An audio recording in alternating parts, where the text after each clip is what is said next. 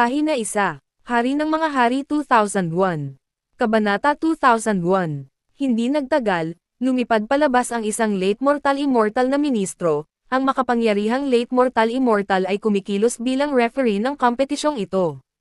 Tumayo ang referee sa ibabaw ng ring at sumigaw, "Lahat, ang bagong Genius Immortal Rankang." Ang kompetisyon ay opisyal nang nagsimula. Susunod, mangyaring anyayahan ang Premortal Immortal, upang makapasok ang mga kalahok ang singsing. Sa sandaling matapos magsalita ang referee, sumugod ang libu-libong pre-human immortal na mga lalaki at babae sabay-sabay na pumasok sa ring, at sabay na lumipad sina Omi at Julima sa ring. Sinabi ng referee, sa bawat kaharian, kunin ang unang 1,000 pangalan, mayroong 1,000 bilog sa itaas ng iyong mga ulo.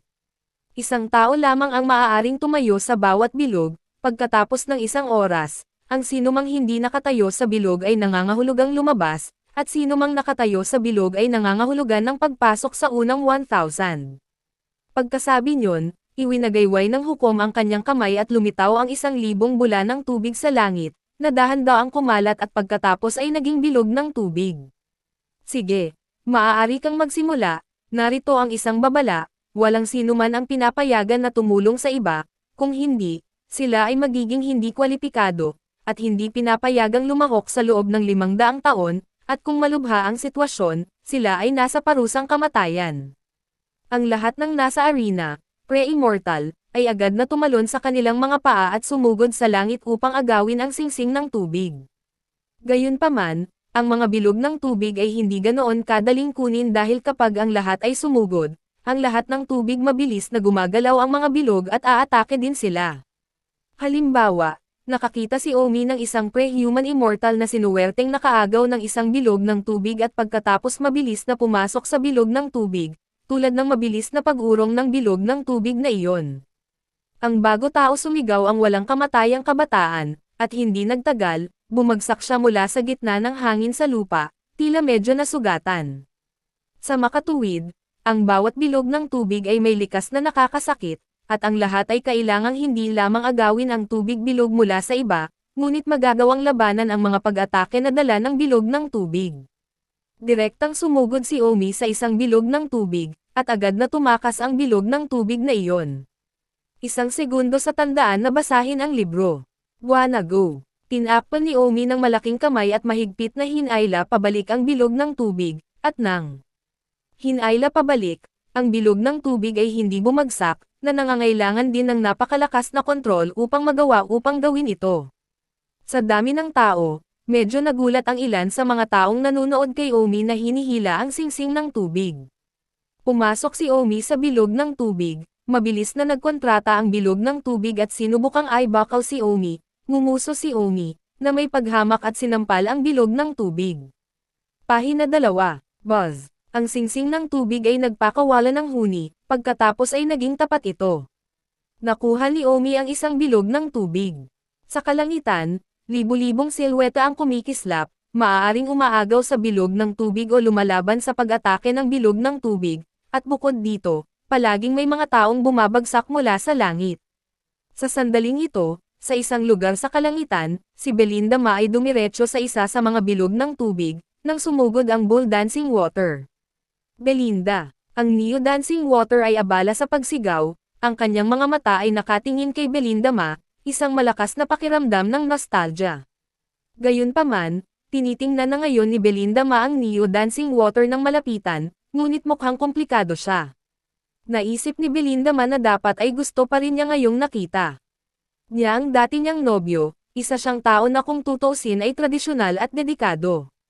Gayunpaman, lumabas na nakatingin siya sa Neo Dancing Water sa sandaling ito, ngunit hindi niya ito pinansin medyo masaya sa loob, ibig sabihin ay wala siyang nararamdaman para sa Neo Dancing Water sa loob. Hindi mo ari ni Belinda Ma kung ano ang mali sa kanya, ito ang nobyo na mayroon siya minsan sinasamba at minamahal. Belinda, huwag kang mag-alala, tiyak na ibabalik kita at aagawin ka sa mga kamay ni Jomi. Neo sabi ni Dancing Shui. Lalo pang tumingin si Neo Dancing Shui kay Belinda Maria. The more na nagustuhan niya, mas gusto niya talagang umakyat at yakapin siya ngayon. Sabi ni Belinda Ma, Dancing Water, nandito ka rin. Hindi alam ni Belinda Ma ang sasabihin, kaya kinailangan niyang sabihin ang isang bagay na random na tulad nito. Belinda, hintayin mo ako, iuuwi na talaga kita, 3 taon ka nang naghirap. Ako, Belinda, huwag kang mag-alala, tatalunan ko si Jomi hindi makabangon, pati na rin, ngayong taon, ako ay nasa top 200, ako ay magiging ang yabang mo. Kumpiyansa na sabi ni Neo Dancing Water, naisip niya na si Belinda Ma talaga proud siya sa pagpasok niya sa top 200. Gayunpaman, ang hindi alam ni Neo Dancing Water ay si Belinda Ma mismo ay tiwala na siya papasok sa top 80, paano pa rin siya maipagmamalaki ng isang district top 200. Bull Dance Watercourse, Belinda, huwag na nating pag-usapan iyan ngayon, pupunta ako sa pag-agaw sa bilog ng tubig, ilang taon ka lang naging immortal, medyo mababa pa ang lakas mo, feel free ta. Makilahok ka, huwag kang masyadong magsikap, baka masaktan mo ang sarili mo at sumama ang loob ko. Belinda Ma hindi alam kung ano ang sasabihin. Hindi ko sinisisi si Neo Dancing Water sa pagsasabi niyan, totoo naman na si Belinda Ma ay kaka-immortal pa lang ilang taon na ang nakalipas, at ayon sa normal na mga pangyayari, napakababa pa rin talaga ng kanyang lakas. Si Neo Dancing Water ay nagngangalit ang kanyang mga ngipin sa loob, dapat akong makapasok sa nangungunang 200, gawin akong sambahin ni Belinda. At maging kanyang pagmamataas, at pagkatapos, ilayo siya sa mga kamay ni Jomi. Si Jomi ay walang iba kundi isang pahina 3, dud na umaasa lang sa kapangyarihan ng pamilya niya, mas malakas ako ngayon, siguradong hindi siya kalaban, para sa akin. Belinda, kukunin ko ang singsing ng tubig. Pagkasabi niyon, muling lumitaw ang Neo Dancing Water sa isang pabilog ng tubig sa di kalayuan sa tabi nito, pero inookupahan na ito ng kung sino. Ibigay mo sa akin. Dahil nanonood si Belinda Ma, mainit ang ulo ni Neo Dancing Water, para sumugod at agawin ito, gustong agawin ang bilog ng tubig sa harap ni Belinda Ma, para si Belinda Ma nakita niya kung paano siya nagbago ngayon. Gayunpaman, galit na galit ang binata na nakasakop na sa water ring, anong klaseng cooking o ang tuta ay maglalakas loob na agawin ang akin. Naramdaman ni Neo Dancing Water ang matinding init sa kanyang mukha, at kahit papaano, nasample siya nito sa mukha, gumagawa ng ilang bilog sa parehong lugar. Si Belinda Ma ay abala sa pag-akyat upang tulungan si Neo Dance Shui at nagtanong, Dance Shui, okay ka lang ba? Napahiya si Neo Dance Shui, sa katunayan, sa harap ng isang babae ay gagawa ng mga bagay ng pabigla-bigla, nang hindi paghusga sa lakas ng kalaban ay sumugod.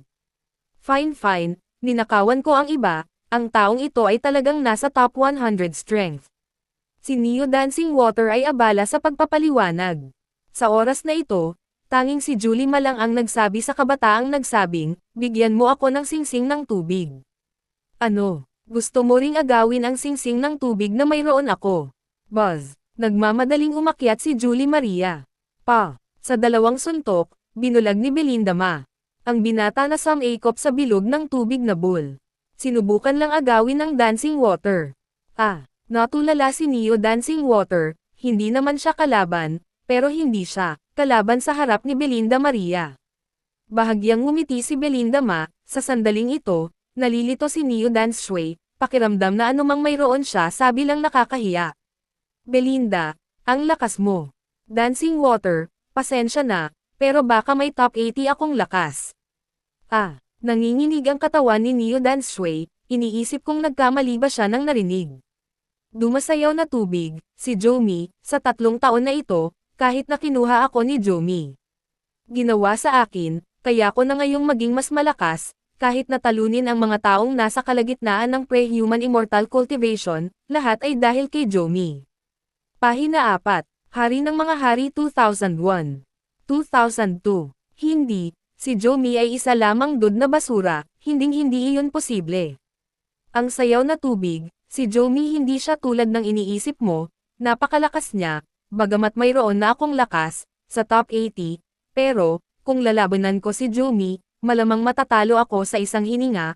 Mai Shui, huwag kang maghiganti kay Jomi, at huwag mo akong subukang nakawin pabalik, dahil hindi ka match for him, and I don't want you to get hurt again. Babalik kang mag-isa.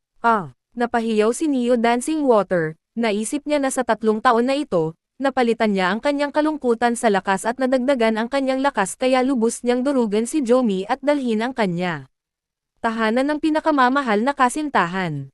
Ngunit bilang isang resulta, maging ang kanyang kasintahang babae, na nadisiplina sa mga kamay ni Jomi sa loob ng 3 taon, ay mas malakas kaysa sa kanya, hindi banggitin si Jomi mismo. Hindi matanggap ng Neo Dancing Water ang ganoong resulta. Ang eksenang ito, sa katunayan, nakita na ni Omi na nasa malayo. Nakita ni Omi ang palitan ng Neo Dancing Water at Belinda Ma, ngunit hindi umakyat si Omi para istorbohin ito, gusto ni Omi na makita kung paano siya sinusuri ni Belinda Ma ngayon. Napangiti si Omi, hindi iniskandalo ni Belinda Ma si Omi at hindi sinayang ang pagsisikap ni Omi na linangin siya. Sa sandaling ito, masaya si Omi na makita ang masakit na anyo ni Neo Dancing Water.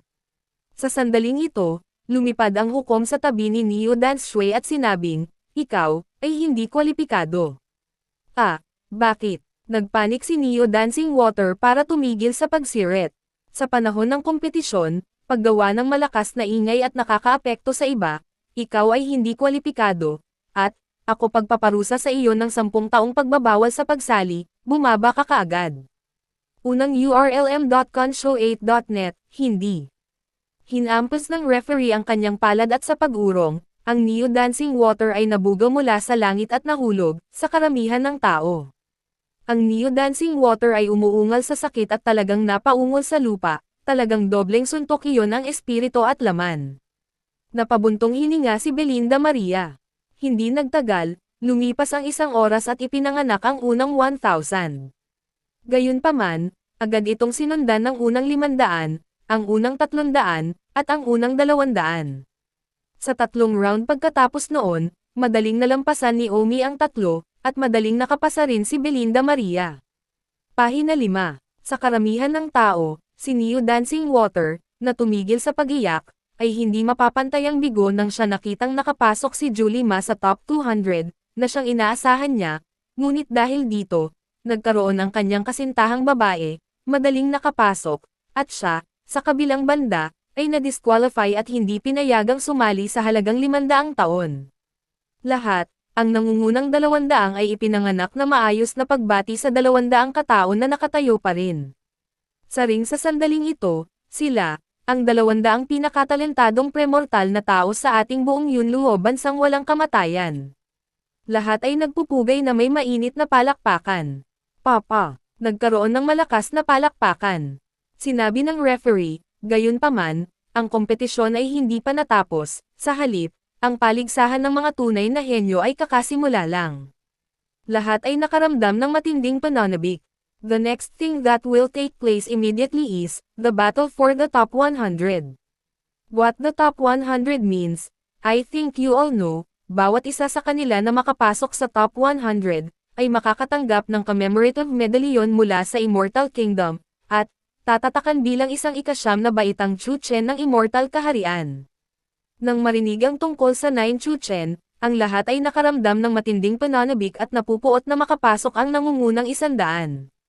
Sa sandaling ito, nasa sabik din si Belinda Ma sa loob, kung makuha niya ang titulong ikasyam na baitang Chuchen, pagkatapos ay siya ang unang makakamit ang titulong ito sa kasaysayan ng Zixing Town, at magiging ang pinakatalentadong tao sa kasaysayan ng Zixing Town, at tiyak na magiging pagmamalaki ni lahat sa Zixing Town. Sa pag-iisip nito, hindi maiwasan ni Belinda Ma na mapatingin sa iilang taong nakatayo sa tabi niya. Isang posisyon ni Omi. Walang kamalay-malay, ganap na nabago ni Omi ang kanyang impresyon sa kanyang isip, at tila kaya niya hindi na iugnay si Omi sa buhong na dumungis sa kanya 3 taon na ang nakakaraan. Sige. Ang top 100 competition, opisyal na. Ngayon, ipapaliwanag ko ang rules, the same water circle, pero ang pinagkaiba sa pagkakataong ito ay sa pagkakataong ito, ang bilog ng tubig ay nahahati sa 10 ranggo, sa kabuuan ay 100 tubig bilog, ang pinakamalaking tubig bilog ay kumakatawan sa pinakamataas na ranggo, kung ang 10 tao nag-grab ang pinakamalaking bilog ng tubig, nangangahulugan ito na nasa nangungunang 10 sila. Kung nahuli niya ang susunod na pinakamaliit na tubig bilog, nangangahulugan ito na pumasok siya sa nangungunang 20, at iba pa, at kung nakuha niya ang 10 na may pinakamaliit na water circle, ibig sabihin pumasok siya sa 90th to 100. Everyone, naiintindihan niyo ba lahat? Naiintindihan. Mabuti, 200 sa inyo, kung sino ang makakapasok sa 100 at kung sino ang may kakayahang pumasok sa anong yugto, sa top 100, it depends on this moment.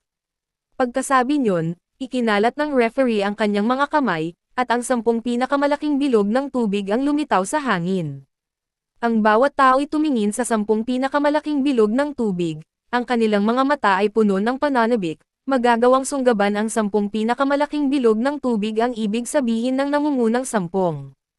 Pagkatapos ay ibinuhos muli ng referee ang kanyang kamay, 10 pangalawang pinakamalaking singsing ng tubig, at hinawakan ang segundong ito ang pinakamalaking ibig sabihin ay 11 hanggang 20. Pahina 6. 10 beses na ikinalat ng referee ang kanyang kamay, at may kabuoang 100 malalaki at maliliit na singsing ng tubig ang lumutang sa kalagitnaan ng hangin. Biglang, ang 200 tao sa entablado, ang mga mata ay nakalock sa gitna ng hangin para sa malaki at maliit na singsing ng tubig, bawat tao ay may kanya-kanyang layunin, upang kunin kung aling antas ng singsing ng tubig. Halimbawa, si Omi, sa sandaling ito, ang kanyang mga mata ay direktang nakatutok sa pinakamalaking bilang ng singsing ng tubig, direkta sa nangungunang 10. Sayang lang ang mga taong nakakulong ang mga tingin sa may pinakamalaking bilang na bilog ng tubig higit pa kay Omi, at higit pa sa 10 tao, mayroong hindi bababa sa 30 tao na ang mga tingin ay direktang nakalock sa pinakamalaking may bilang na bilog ng tubig. Ang lahat ng mga manonood, sa sandaling ito, ay may nerbiyos na puso. Sinabi ng referee, lahat, inaasahan kong tumpak mong hatulan ang iyong sariling lakas, mas malaki ang tubig bilog, mas agresibo ito, kung wala kang ganoong kalakas na lakas, pinakamahusay na huwag maging sobrang ambisyosa at saktan ang iyong sarili. Sige, wala na akong sasabihin, simulan na natin. Ang sabi ng referee ay magsisimula na, at bigla na lang, 200 tao sa ring ang sumugod sa langit. Ang layunin ng lahat ay tila malinaw, sa karaniwan, 2 tao ang humawak ng singsing ng tubig at kailangang pigilan ang mga pag-atake ni Ring, kaya hindi ganoon kadaling makapasok sa nangungunang 100. Diretso ang takbo ni Omi patungo sa 10 pinakamalaking bilog ng tubig. Sa isang kisap mata, sumugod si Omi sa isa sa pinakamalaking bilog ng tubig, ngunit ang taong gustong grab itong isang bilog na tubig ay isa ring prinsipe, at ang pangalan ng prinsipe ay Yun Kamal. Nakita ni Yun Kamal si Jomi na inagaw sa kanya ang tumama na singsing ng libro, at umungal, Jomi, huwag mong hanapin, kamatayan, ang pinakamalaking bilang na singsing ng tubig, ibig sabihin ang nangungunang 10, ito ba ay isang bagay na maaari mong agawin? Itong Cloud Camel, bagamat siya ay nasa maagang yugto din ng human immortality, siya ay nasa ang dulo ng mga unang yugto ng kalsada, habang si Omi ay nasa kalahati pa lang. Kaya sa teorya, si Omi ay hindi sapat na malakas upang makipagkompetensya para sa pinakamalaking bilang ng mga bilog ng tubig. Ngunit ang teorya ay teorya. Ngumuso si Omi, hindi ko kaya, di ba? Roll. Sinampal ni Cloud Camel si Omi, sinusubukang patumbahin si Omi na hindi alam ang kahulugan ng salita. Sa sandaling ito, sa audience podium, ang emperador at lahat ng iba pang royal ay nakatingin sa kalagitnaan ng hangin. Isang minion sa tabi ng emperor ang bumantong hininga, ang Jomi na iyon, hindi talaga siya marunong kumilos, nag-iisip, na natalo niya si Lola Hu noon, pero ngayon gusto na niyang makapasok sa top 10 at umalis. Para sa pinakamalaking singsing ng tubig, talagang dinadaya niya ang kanyang sarili at ang iba. Siguradong gagawin ni Prince Cloud Camel bugbugin siya ng husto na hindi man lang siya makaisip ng second level na bilog ng tubig at gamulong pagkatapos ng ika-20. Pahina 7. Hari ng mga Hari 2001. 2003. Gayunpaman, sa susunod na segundo, ang minion na iyon ay nataman sa mukha ng katotohanan. Dahil, sa kalagitnaan ng hangin, ang Cloud Camel Prince na gustong talunin si Omi sa malubhang pinsala ay nasuntok ni Omi at lumipad ng 12-12 metro. Puff! Si Cloud Camel ay bumulwak ng isang bibig ng dugo, pati na rin, ang dugong iyon ay dumapo sa lupa at nagkalat sa buong mukha ng minion na iyon. Ugh! Nagulat ang alipuhang iyon doon, at nagulat ang buong podium ng royalty. Sinuntok talaga ni Jomi si Yon Camel at nagdure ng dugo. Sa kalangitan, hindi man lang tiningnan ni Omi ang ulap na kamelyo, na sumasakop sa pinakamalaking bilog ng tubig.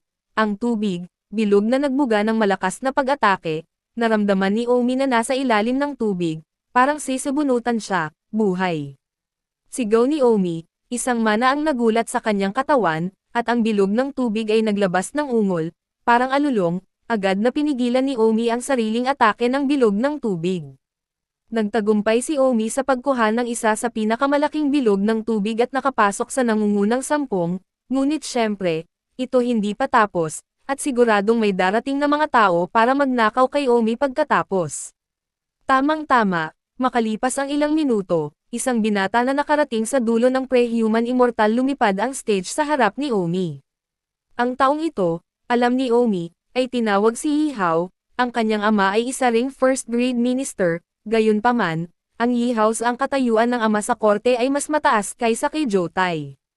Dahil, ang ama ni Yihaw, ay may dalawang henyo, ang mga anak na lalaki, ang panganay na anak na lalaki, si Yijing, ay isang gitnang human immortal, at ang nakababatang anak na lalaki, si Yihaw, ay isang pre-human immortal, at ang dalawang anak na lalaki ay nasa nangungunang 30 sa listahan ng henyo, lalo na ang mga nakababatang anak, si Yihaw, na nasa nangungunang 10 sa huling listahan ng henyo.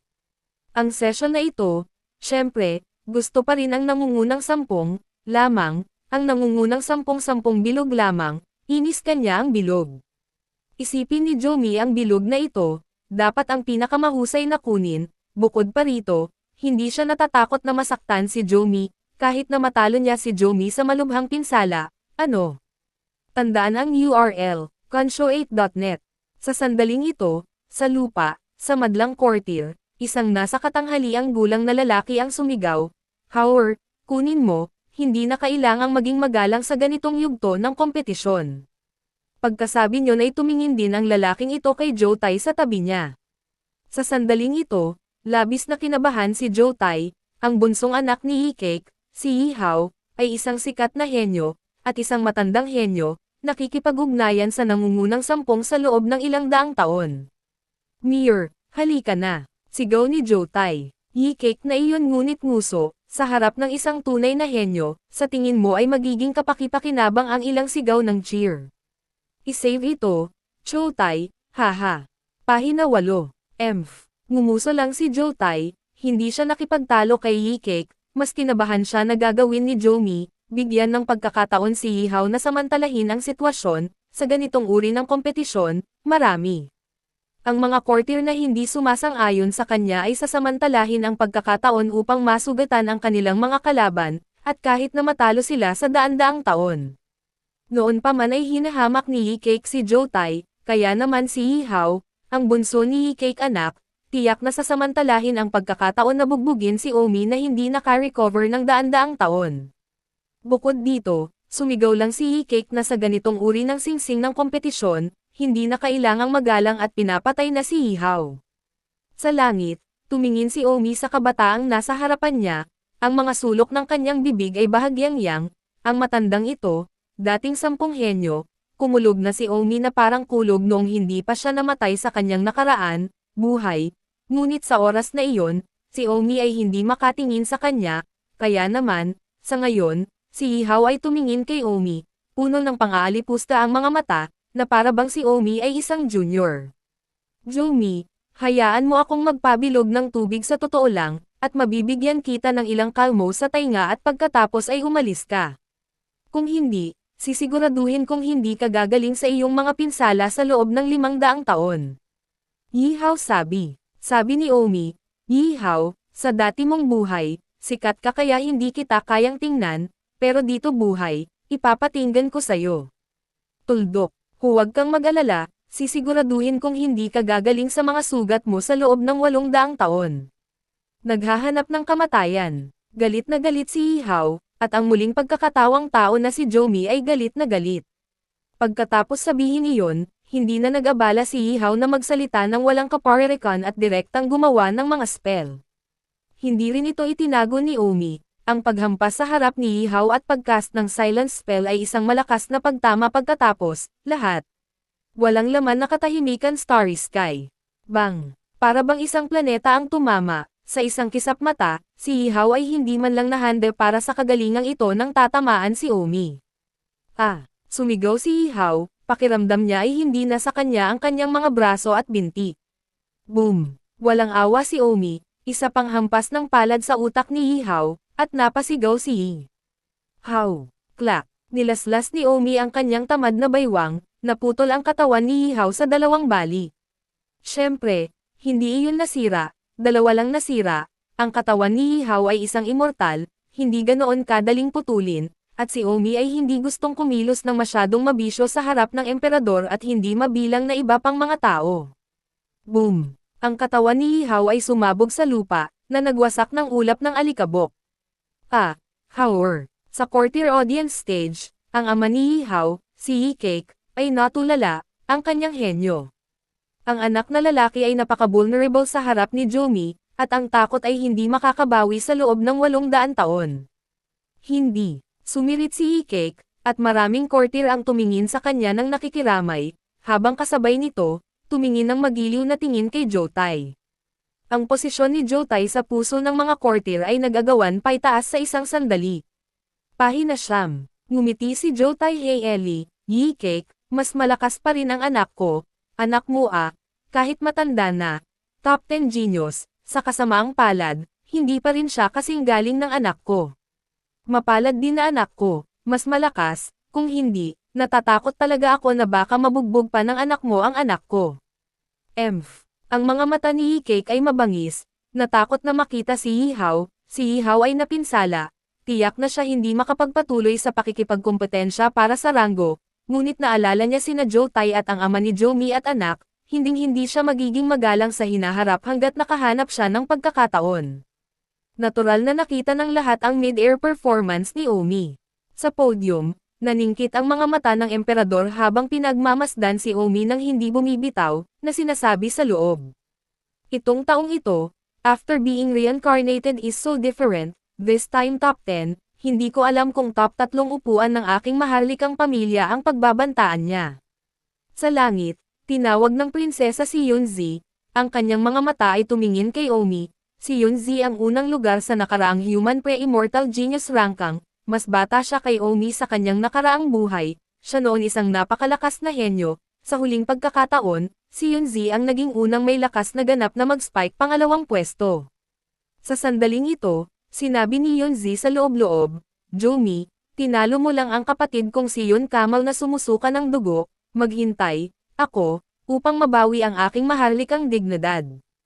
Tila naramdaman ni Omi ang titig ni Yunzi at tumingin din, ngunit ang mga mata ni Omi ay walang takot na nakatingin sa kanya. Itong si Yunzi, na napakaganda din tingnan, hindi mas mababa kay Prinsesa Yunmeng, ay siya rin. Pangarap na manliligaw ng hindi kilalang bilang ng mga lalaki. Sa kanyang nakaraang buhay, si Omi ay naglaway din, ngunit sa kanyang nakaraang buhay, itong si Yunzi ay medyo maliit pa, at medyo hindi siya pinansin ni Omi. Ngunit sa muling pagbabalik sa buhay na ito, si Yunzi ay naging mas mature. Ngumiti si Omi, isang nakakaakit na alindog sa kanyang mga mata, at kasabay nito, tinutukan din ni Omi ang patayo ni Yunzi, dibdib. Nakita ni Yunzi ang mapanuksong tingin ni Omi, at ang kanyang puso ay lalong nagngangalit. Pahina 10, Hari ng mga Hari 2001. 2004. Jomi, hintayin mo ako. Tumugon si Yunzi na may masamang tingin, binugbog ni Omi si Yihaw para sa ang 800 taon ay isang eksena, natural na nakita din ito ni Yunzi. Sa sandaling ito, sinabi ng emperador, ang muling pagkakatawang tao ni Jomi, hindi ko talaga alam kung anong uri ng swerte, mayroon siya, ang isang taong naging basura sa kanyang nakaraang buhay ay maaaring magkaroon ng ganoong lakas dito ang kanyang kasalukuyang lakas ay nalampasan ang kanyang nakaraang buhay, maging si Yihaw ay natalo niya. Holiness, huwag kang mag-alala, nasa top 10 lang siya ngayon, at kapag ang top 10 duke out ulit pagkatapos, tiyak na ipapaalam sa kanya ni Prinsesa Yunzi kung bakit sobrang pula ng mga bulaklak. Antong hininga ang emperor sa kawalan ng kasiyahan, inihambing ko ba siya kay Yunzi? Si Yunzi ay isa sa aking pinaka-talented, mga anak, sa unang pagkakataon na lumahok siya sa huling sesyon, nanalo siya sa unang lugar sa Pre-Human Immortal Stage, si Jomi, na naglakas loob na ikumpara sa aking anak. Pinupuri ko lang siya at sumasakop sa isang nangungunang 10 pwesto. Oo, nasa top 10 lang ang paghahanda ni Jomi para sa kamatayan, ngayon lang nagkamali ang alipin ko, sana kamahalan ay magbabayad sala. Sa susunod, huwag ka nang magsalita ng walang kaparirikan, hindi magandang palagwin ang ambisyon ng ibang tao. Oo. Makalipas ang 1 oras, sumigaw ang hukom, tumigil ka, ang laban ng pinakamataas na 100, opisyal na natapos, na hindi pa nakakakuha ng anumang mga singsing ng tubig sa ngayon ay nawalan ng kanilang pagkakataon, kaya mangyaring magretiro kaagad. Walang magawa, ang mga hindi nakaagaw, umatras. Sa paggalaw ng kamay ng referee, bumalik sa kanya ang lahat ng ring ng tubig at nawala. 100 sa inyo, tumayo ka sa ring. 1 segundo upang tandaan na basahin ang libro. 100 tao, nakatayo sa isang hilera sa ring. Sa ngayon, excited si Belinda Ma sa loob. Naramdaman ni Belinda Ma na siya ang may lakas ng top 80 noon, ngunit nang maaga niya pa lang ang bilog ng tubig, hindi nahawakan ni Belinda Ma ang bilog ng tubig na katumbas ng kanyang lakas, ay ang ika-7 antas. Nais ni Belinda na hamanin muna ang ika-6 na antas ng bilog ng tubig, at pagkatapos ng 1 oras ng patuloy na mga hamon, sa pagtatapos ng oras, nagawa ni Belinda na agawin ang ika-6 na antas ng bilog ng tubig, na ang ibig sabihin ay nasa top 70 si Belinda, mas malakas kaysa sa inaasahan niya. Yay! Nag-uumapon na sa mga salita ang panloob na pananabik ni Belinda Maria. Sinabi ng hukom, binabati kita, ginawaran ka ng titulo ng 9th Reserve Minister ng Immortal Kingdom, at agad kong ibibigay sa iyo ang iyong mga sertipiko. Pahina 11. Ang lahat ay nakatanggap ng isang sertipiko na parang tile at mabigat, ang iba ay nasa sabik na hawakan ito, habang ang iba, hindi nagseryoso. Ang pananabik ni Belinda Ma sa sandaling iyon ay hindi na kailangang sabihin, at tumingin pa siya kay Omi beses. Sa karamihan ng tao, ang ekspresyon ng Neo Dancing Water ay naging mapurol at manhid, ang mga nagawa ni Julie ang nakuha na ngayon ni Ma ay lampas sa kanyang inaasahan, at marahil hindi sa kanyang buhay. Sabi ng referee, na-award na ang certificate, next, it's time for the specific ranking among the top 100, gaya ng nakita mo, ang bilog ng tubig ay nahahati sa 10 hanay, ang taong inagaw ang unang ranggo ay ang nangungunang 10, at iba pa.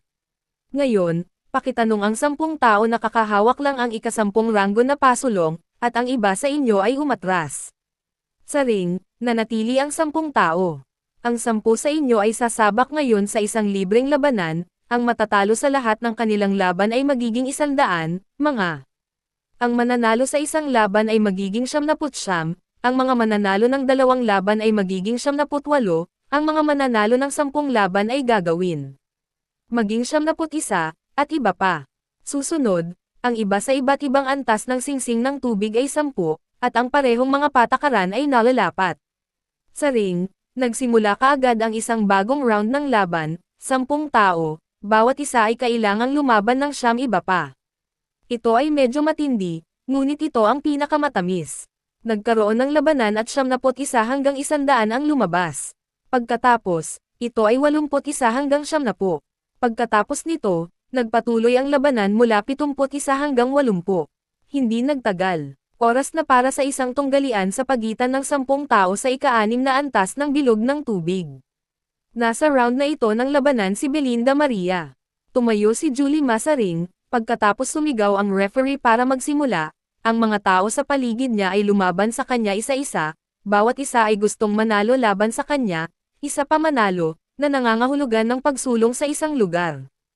At kaya, lumaban hanggang sa sila ay maubos, at sa huli, nakakalungkot, si Belinda Ma lang ang nanalo, isang laban.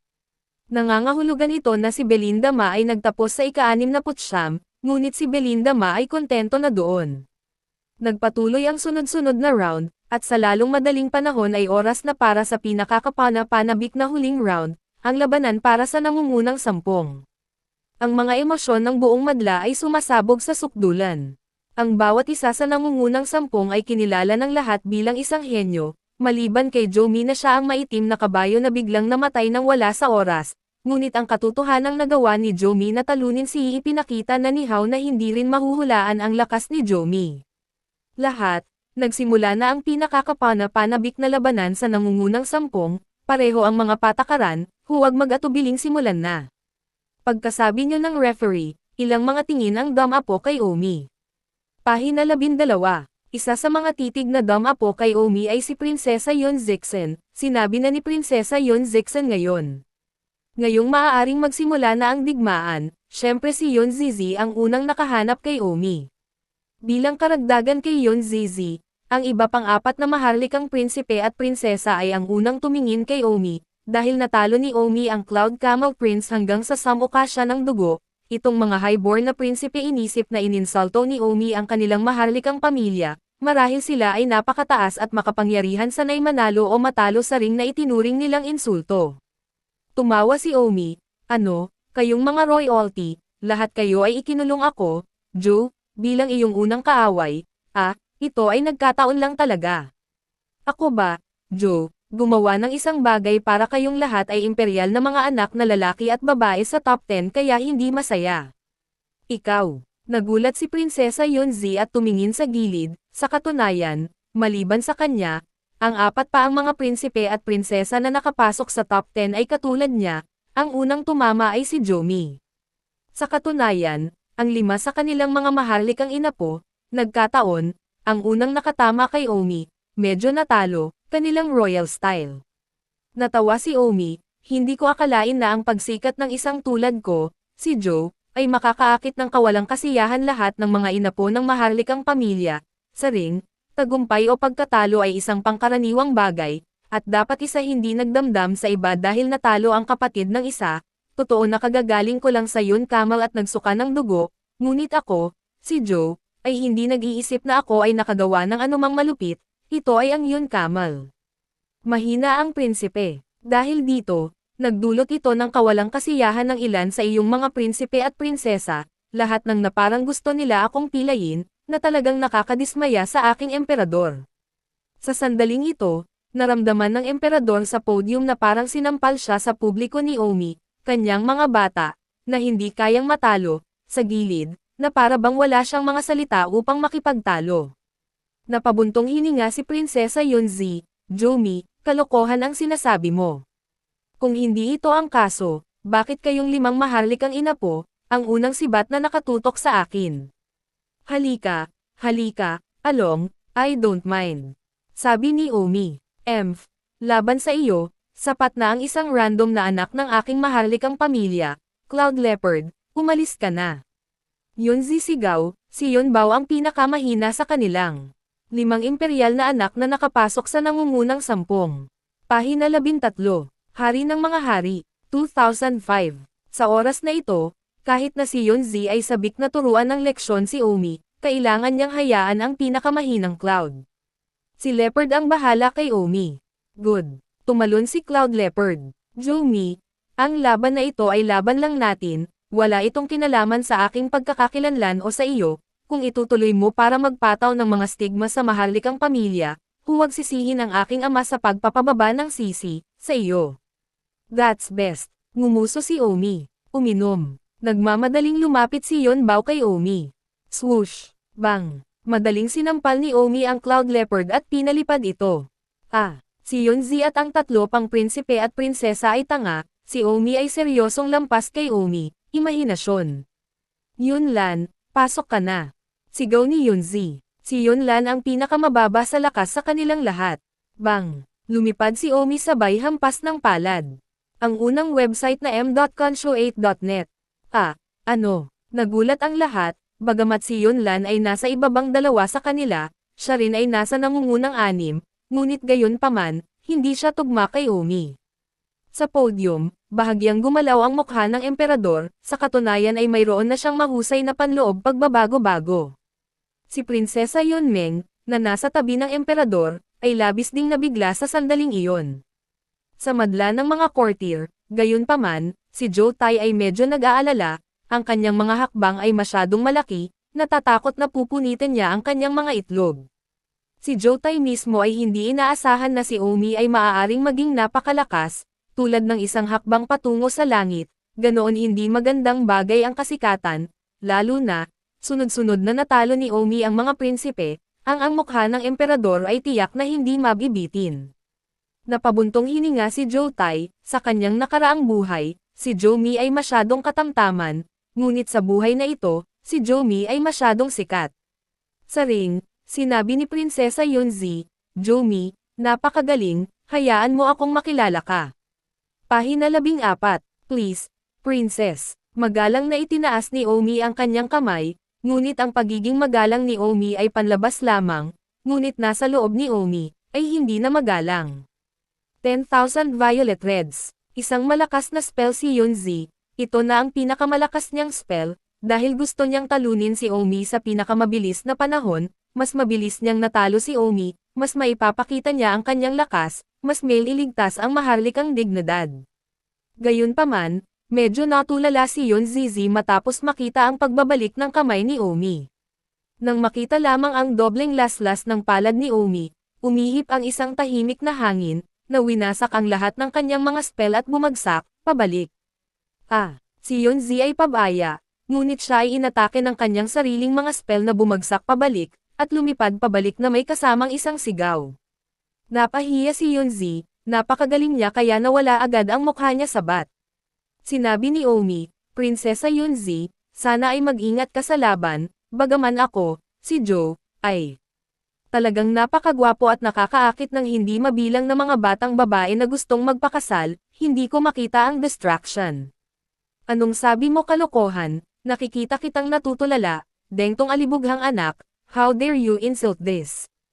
Prinsesa, galit na galit si Yunzi, lalo na sa kakaunting iyon na humantong sa hindi mabilang na mga dalaga na gustong-gusto magpakasal. Muling pumatay si Yunzi, at sa pagkakataong ito, medyo nawalan siya ng malay.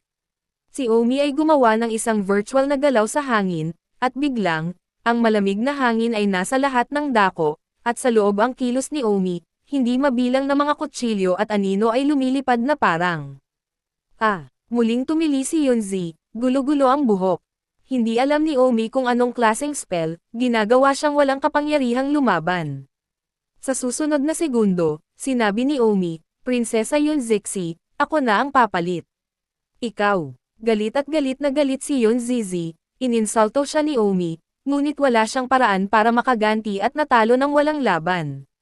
Sa podium, ang mukha ng emperador ay lumubog sa pagkabigo, sa pagtingin sa lakas ni Omi, siya ay tiyak na magiging unang lugar, at ang kanyang maharlikang pamilya, sa wakas ay susuko na siya sa unang pwesto.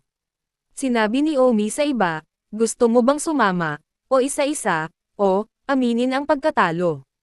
Ang iba sa kanila ay hindi nang ahas na umakyat at abusuhin ni Omi, na wala man lang lakas na lumaban-laban kay Yunzi, pabayaan mo sila. Dahil iyan ang kaso, ako, si Jo, ay nanalo ng 10 laban, ako, si Jo, ay umangkin sa unang pwesto sa Pre-Human Immortal Stage, hahaha. Tumawa ng malakas si Omi. Tumingin ang hukom sa emperador, pagkatapos ay sinabi, Jomi, congratulations, sige, ang iba sa inyo, magpatuloy. Makalipas ang mahigit 1 oras, natapos na ang lahat sa kanilang mga laban. Pahina 15. Si Omi ay nanalo ng 10 laban at si Prinsesa Yunzi ay nanalo ng 9, natalo lamang kay Omi. Gayunpaman, hindi masaya si Yunzi. Itong pre-human immortal rankang competition, ang royal family ay hindi rin nagkaroon ng limelight, ngunit sa halip ay nawala ang maraming imahe. Si Yunzizi ay nagngangalit ang kanyang mga ngipin kay Omi. Nang makita ni Omi ang tingin ni Yunzichen, may kaunting apoy sa loob. Kung hindi dahil sa kawalan ng lakas, ni-rape talaga si Omi tapos pinatay, ano ba, natalo lang si Omi. Siya, ay hindi hinayaan ang maharlikang pamilya na magpatuloy sa nangungunang 3 lamang, na ginagawa itong tila Omi shit sa maharlika ulo ng pamilya.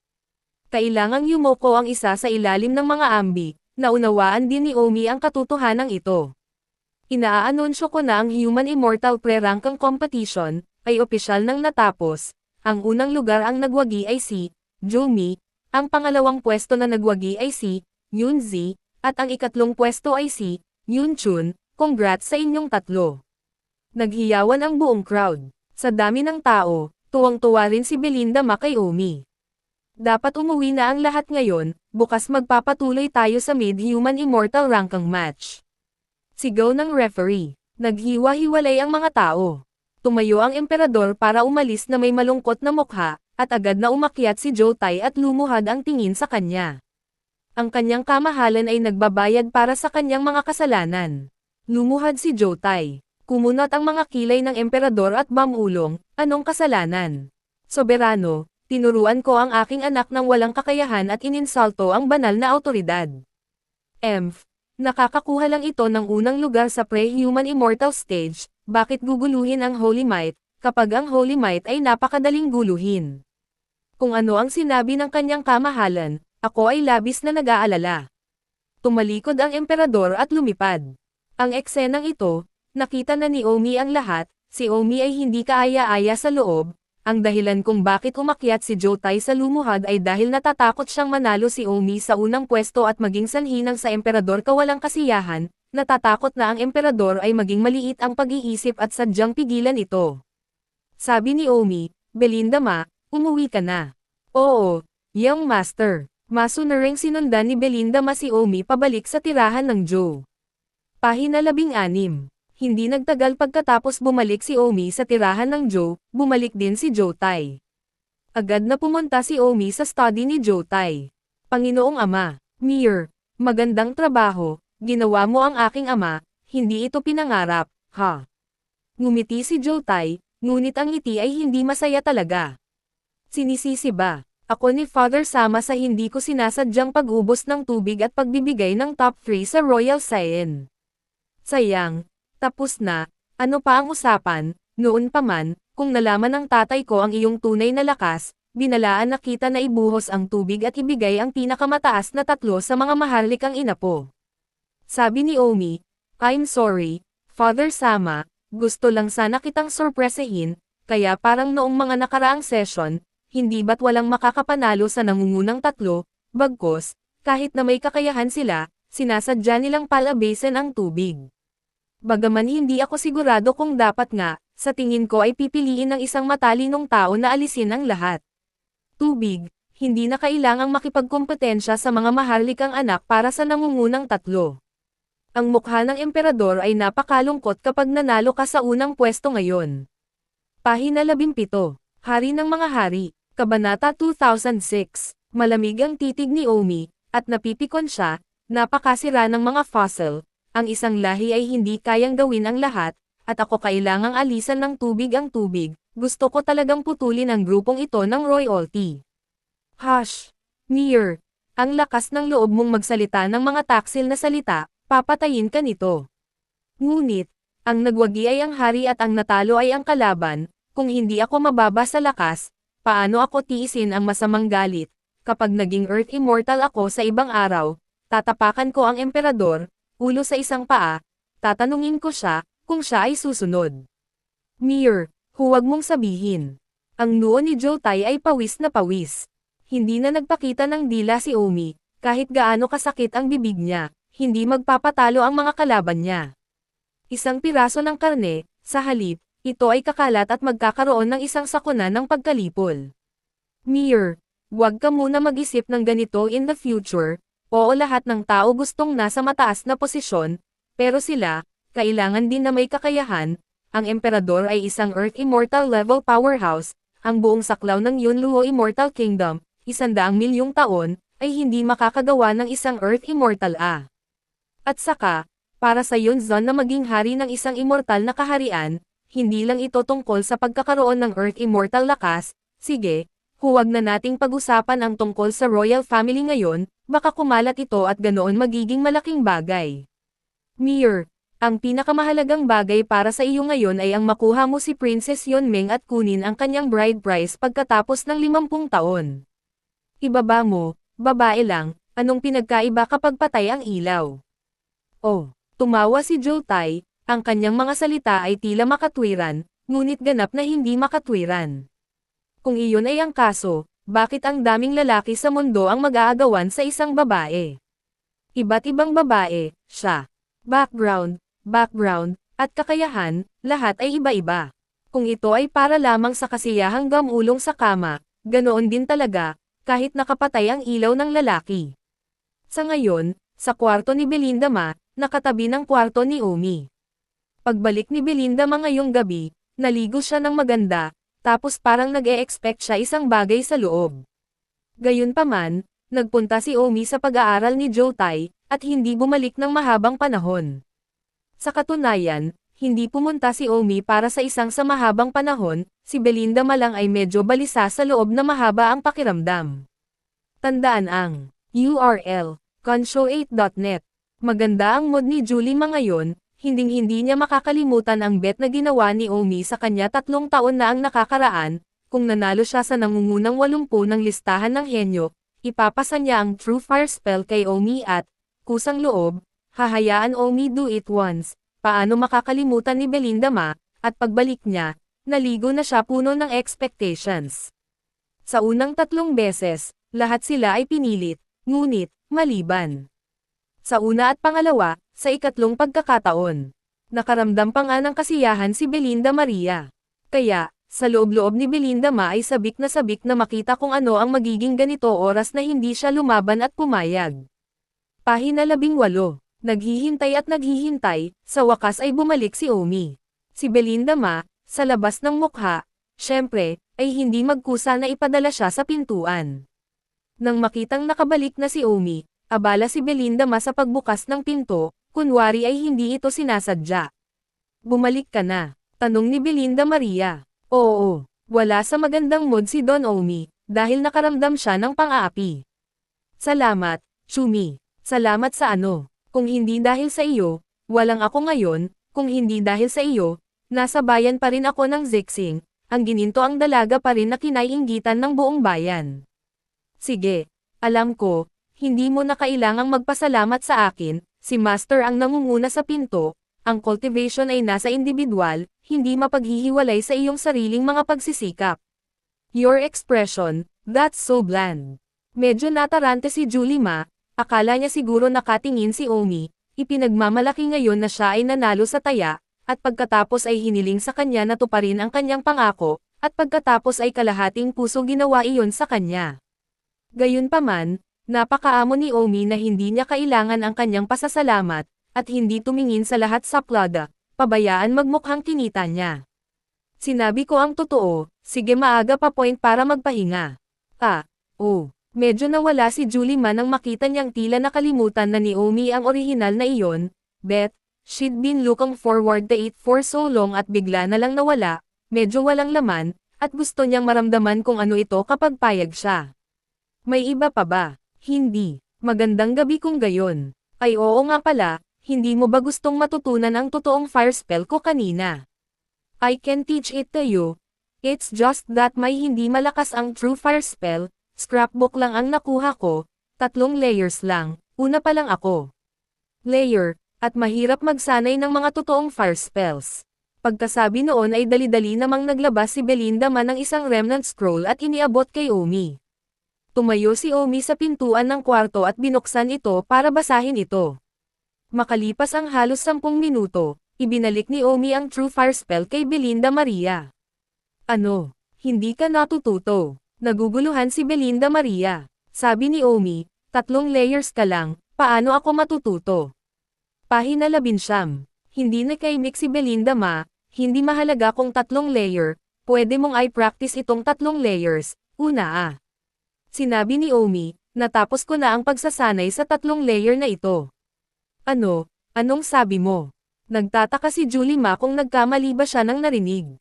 Isang napakadalisay na apoy ang lumipad mula sa palad ni Omi habang siya ay tumama.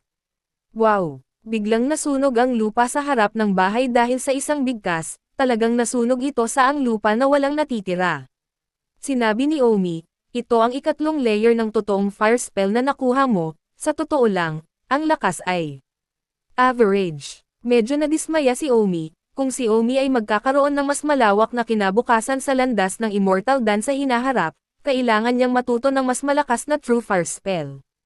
Gayunpaman, Si Omi ay napaka-kumpiyansa ngayon na natutunan na niya ang mababang antas na True Fire spell na ito, First Grade Immortal Pillar.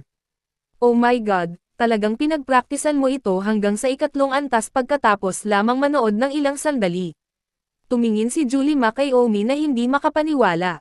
Ayos lang, mahinang sabi ni Omi, hindi niya naramdaman na napakagaling niya, medyo may talento si Omi sa nagsasanay ng gayong mababang antas ng mga sikreto mula pa noong bata pa siya. Kailangang suriing muli ni Belinda si Omi. Hindi niya maiwasang aminin na makapangyarihan talaga si Jomi, kaya malakas na maaaring hindi siya maging kwalipikadong maging asawa para sa kanya. Sa pag-iisip tungkol dito, at sa lahat ng nakaraang henyo na pagpapakita ni Jomi, isang alon ng paghanga ang bumangon sa loob ng Belinda Maria. Kung sinabi sa kanya na si Jomi ay ganoong tao, ano ang lalabanan niya noong nagkaroon siya dinungisan siya noong una? Mabuti naman at natutulog ako, pagod ako sa kompetisyon ngayon. Mabuti. Pumasok si Omi sa kanyang silid at bumalik sa pagpahinga. Ngunit si Julima ay nakahiga sa kama, mahirap matulog magdamag, sa madaling araw, napapikit si Julima, biglang naramdaman, may humiga sa kanya, biglang natuwa si Julima imulat niya ang kanyang mga mata, ngunit nalaman niyang isa lamang itong panaginip. Akala niya, si Jomi ang umakyat, dahilan para sa kanya, isang sorpresa, handang makipagtulungan, ang resulta. Napangiti si Belinda ng mapait, hindi niya alam kung siya ay isang pervert ang sarili. Sa ngayon, sa kwarto ni Omi, sinusubukan ni Omi na pinuhin ang immortal pill. Si Omi ay nagising sa kalagitnaan ng gabi at sa wakas ay nagkaroon ng True Fire spell, para subukan niyang makita kung kaya niyang gumawa ng purong immortal pill. Kapag nakagawa na siya ng immortal pill, ang unang gagawin ni Omi ay ang kumuha ng pagtatasa at makuha ang titulong First Grade Immortal Pill Master, at pagkatapos ay hindi lang 2 ngunit 3 Immortal Pill Masters sa Yunluo Immortal Kingdom.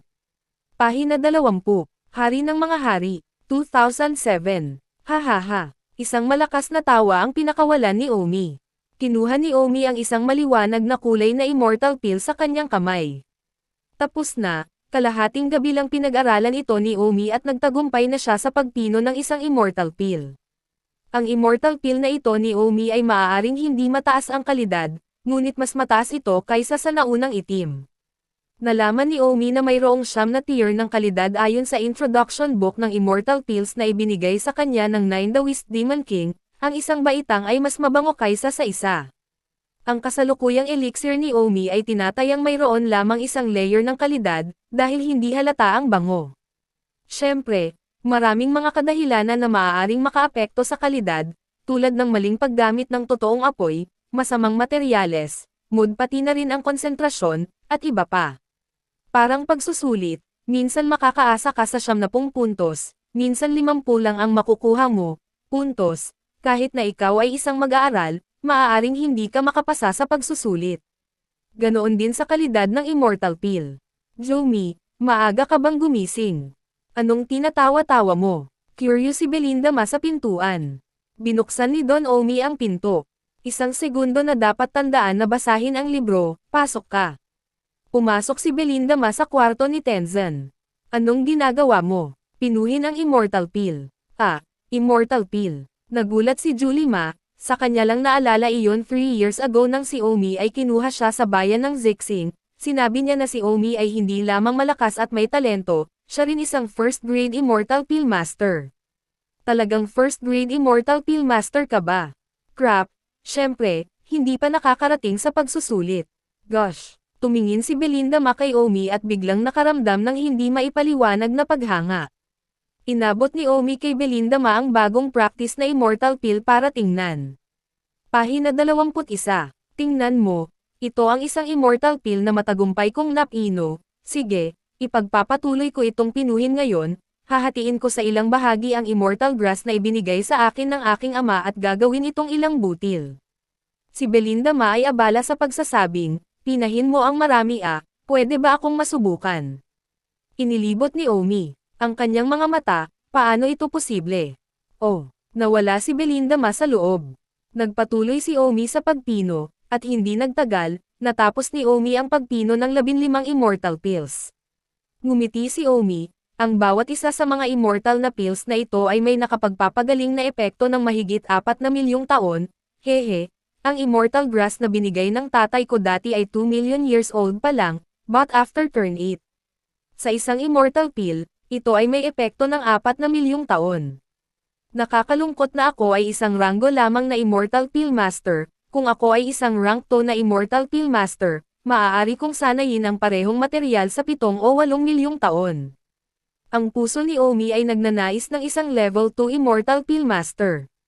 Isang 2 milyong taong gulang ang immortal na damo ay maaari lamang gawin hanggang sa 4 na milyong taon ng epekto ng isang level 1 immortal pill master, ngunit ang isang level 2 ay maaaring makamit ang 7 o 8 milyong taon ng epekto. Tanong ni Belinda Ma, paano kung ang isang level 3 immortal Dane master? Paano ang isang ika-4 na baitang immortal master? Paano ang kahit isang 5th grade immortal pill master? Ang mga mata ni Omi ay puno ng paghanga habang sinabi niya, kung ikaw ay isang ikatlong antas ng immortal pill master, ito ang parehong materyal ay magagawang pinuhin ng hindi bababa sa higit sa 12 milyong taon. Wow! Napuno ng pagkabigla si Julie Ma, isang 2 milyong taong gulang na immortal grass, ngunit kaya niyang pinuhin epektong ito. Kung ito ay isang ika-4 na baitang immortal pill master, ang parehong materyal na ito ay maaaring pinuhin ang epekto ng higit sa 20 milyong taon. Kung ito ay isang 5th grade immortal pill master, ito ay mas kapansin-pansin, kahit papaano ay maaari nitong pinuhin ang isang epekto ng higit sa 50 milyong taon. Thirst, 2 million year old immortal na damo lang ito pwede na ay transform into a 50 milyong taong gulang na immortal na tableta. Hindi nakapagtataka na isang immortal pill master, na ang katayuan ay bilang ang taas nito. Oh, ako, si Tang Someone, balang araw ay magiging isang napakalakas na immortal pill master sa hinaharap, oras, lahat ng aking mga kamag-anak at kaibigan ay magagawang tamasahin ang aking pagkakaloob, at kailangan ko lamang ng ordinaryong materyales, ngunit magagawa kong pinuhin ang mga pambihirang immortal pills. Napatingin si Julie Ma kay Omi ng may pananabik. Ngayong naisip niya ito, napakalaking karangalan nito magkaroon ng isang immortal pill master bilang isang kaibigan. Sinabi ni Omi, sige, ipapadala ko ang immortal pill sa aking mga kamag-anak. Sa tatay mo, higit pa riyan, sasama ka ba sa akin? Meet the rest of my family. Mabuti. Pahina 22.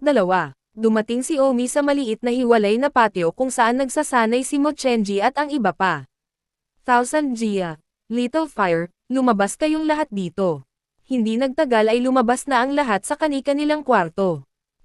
Nagulat si Belinda Man nang makitang maraming dilag ang biglang sumulpot, pabago-bago ang buong katawan, sa loob, iniisip kung anong relasyon ng mga dilag na ito kay Omi. Omi, bakit nandito ka na naman, wala pang ilang taon? Sabi ni Mochenji, naparito ako sa oras na ito upang dalhan ka ng walang kamatayang mga table tasks. Si Little Fire ay abala sa pagsasabing, Brother Chen, maaari mo bang pinuhin ang purong immortal pills ngayon? Oo, halika, mamigay ng tig-isa. Kinuha ni Omi ang immortal pill at iniabot ang isa sa bawat tao. Tumingin si Mochenji kay Belinda Ma at nagtanong, siya nga. Ang kanyang pangalan ay Belinda Ma, at ito, kung paano siya ipakilala, siya ay isang babaeng dinungisan ko sa nakaraang buhay, at nakaramdam ako ng utang na loob sa kanya sa buhay na ito, kaya binigyan ko siya ng kaunting tulong. Oh, ito ay dapat na.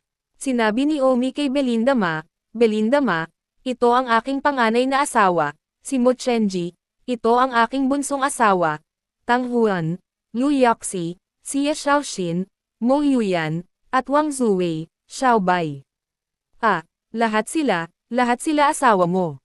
Nagulat si Belinda Maria. Oo, sinundan nila ako mula sa daigdig ng mga espiritu hanggang ngayon, sila ang aking pinakamamahal mga kapamilya, at ngayong hindi pa sila nagiging immortal, dito muna sila naglilinang. Oh, tumingin si Belinda Ma kay Mochenji at sa iba pang magandang babae na hindi gaanong maganda sa kanya, bigla siyang nakaramdam ng biglaang pagkawala sa loob, akala niya ay single pa rin si Jomi sa buhay na ito, salamat sa kanyang mga pantasya. Hello, Belinda Maria. Bati ng lahat kay Belinda Maria. Gayunpaman, hindi nakatakas sa mga mata ni Mochenji ang hitsura ni Belinda Ma, at tila alam ni Mochenji, sabay puso niya. Sabi ni Omi, magpahinga ang lahat at uminom muna ng immortal pill, sa tingin ko, gamit itong immortal pill, ikaw ay dapat maabot ang isang mala-immortal sa lalong madaling panahon. Ang immortal pill na ito ni Omi ay magagarantiya lamang na maaabot nila ang quasi-immortal sa lalong madaling panahon, ngunit hindi maging mga immortal. Dahil ang threshold para maging isang immortal ay masyadong mataas, kung ilang milyong taon ng immortal pills lang ang kailangan para makamit ito, pagkatapos ay napakaraming immortal na magsasaka sa immortal realm na naging immortals na hindi masasabi kung ilan ang magiging immortal mga immortal. Isang araw si Omi sa maliit na hiwalay na patio. Bago umalis, tahimik na sinabi ni Mochenji kay Omi, ang mayor na iyon, parang may nararamdaman siya para sa ikaw, sa lahat ng paraan, dinungisan mo siya sa iyong nakaraang buhay, dapat niya. Pahina 23. Oo, ayaw niya akong patayin noon. Oh, hindi ko inaasahan na magiging napakahusay mo pa rin kahit sa immortal realm, sabi ni Mochenji. Haha, ganun ba? Handa na kayong lahat na mag-assess ng isang first-grade immortal pill master ngayon, tama, at pagkatapos ay ikaw ang magiging pinakamagaling, pambihirang batang henyo sa Cloud Gong Immortal Kingdom. Hehe, tapos ang daming magkakagusto sa akin, anong gagawin? Sinadya ni Omi. Pahina 24, Hari ng mga Hari, 2008. Tumitig si Mochenji, malamig na halo. Kinagabihan, umalis si Naomi at Belinda Ma, habang ang mga kamag-anak ni Omi ay nagpatuloy sa kanilang pagtatanim. Sa pagbabalik, abala si Belinda Maria. Bakit ayaw mong magsalita? Hindi. Sinasabi pa rin na hindi, kakaiba ang buong araw ngayon. Oh, naglakas loob si Belinda Ma, Jomi, may tanong ako sa iyo. Sabihin, sinabi mo ba sa iyong mga babae ngayon na ikaw ay dahil nakaramdam ka ng utang na loob sa akin? Oo. Bakit pa ako magpapakabit para tulungan ka? Ang ganda mo ba namang babae? Paano ba naman? Sino sa mga babaeng ito ang may mas masamang poster kaysa sa iyo? Unang URL m.conshow8.net. Oh, si Belinda Ma ay malalim na nawala sa loob. Sabi ni Julie Ma, kung gayon, naging ika-69 na rin ako sa listahan ng henyo ngayon, at anumang utang mo sa akin ay sapat na para makabawi. Nako, kung sa tingin mo ay mababawi ang puot na dinungisan ko sa iyo noon, ituturing na kabayaran. Siyempre maaari itong i-offset, kaya paano ang pagkatapos ko? Sinabi ni Omi, maaaring wala akong gaanong may pagpapatuloy na tulungan ka sa hinaharap, ngunit karamihan ay nakasalalay sa ikaw. Naiintindihan ko. Naisip ni Belinda Man na itataboy siya ni Omi at halos hindi umiyak. Uminom si Omi ng isang immortal pill, here you go. Akala ko ba wala ako? Biro lang, sige, bumalik ka at maligo ka ng mabuti. Bakit? Pahina 25. Hehe, yung pangako natin 3 taon na ang nakakaraan, hindi mo makakalimutan, kung makakarating ka sa taas, 80, willing you follow me, hehe. Meron ba? Namula si Julie Ma, paimbabaw na ibinaba ang ulo para sabihin siya, ay, sa katunayan, inaasahan ito kagabi, na napaka-ipokrito, ngunit siya ay isang babae, at pagiging reserved ay naiintindihan. Gusto mong tanggihan ito, pagkatapos ay kalimutan ito. Si Omi ay mukhang hindi interesado. Nag-aalala si Julie Ma sa loob. Naalala mo, kinailangan ni Belinda Man na tumango, naaalala ko. Haha, balik na tayo. Pagkabalik ay agad na naligo si Belinda Maria. At pumunta si Omi sa lugar ni Jotai. Mir, ano ang gusto mong hanapin sa akin? Huwag kang mag-alala, sinilip ko ang korte ngayon, ang emperador, kahit na hindi nasisiyahan tungkol sa mga maharlikang inapo na nawalan ng unang lugar, hindi ito sinisisi sa iyo, ngunit higit pa kaya, pinarusahan niya ang mga maharlikang anak. Ang Yunzi princess na iyon, na natalo sa iyo, ay pinarusahan din. Akala ko papatayin niya ako, iniisip ko na banta ako sa imperyo niya. Medyo sabi ni Omi nang hindi inaasahan. Mir, masyado kang nag-iisip dito, kahit gaano ka kagaling, pre-human ka lang. Immortal, kung gusto mong banta ang Dao Yonggang Immortal Kingdom, dapat mo man lang makuha ang Earth Immortal level, masyado kang mataas ang tingin mo sa sarili mo. Mukhang ito. Ang prinsesang Cloud Violet na iyon ay tila napakasama ng loob sa iyo pagkatapos na parusahan ng Emperor, dapat kang mag-ingat lately, kung sakaling may gawin siyang masama, huwag kang pumunta kahit saan sa bahay kani-kanina lamang. Gayun din, kahit na hindi ka nakipag-usap sa iyo ng emperador, ipinahayag din niya sa mga courtier na ikaw ay medyo walang galang sa iyong mga salita sa Immortal Kingdom, at hindi mo talaga isinasaalang-alang ang Immortal Kingdom bilang iyong tahanan sa loob, at gusto ng emperador na mas disiplinahin kita. Sa tingin ko ang ipinapaalala sa iyo ng emperador iyon. Tama, hindi talaga minahal at inalagaan ni Omi ang lugar na ito bilang kanyang tinubo ang lupa. Uminom si Omi ng ilang immortal na table task. Mir, saan mo nakuha ang walang kamatayang pills? Pare, isa itong immortal pill na ginawa ko mismo. Pahina 26. Oh, huwag mo akong kulitin.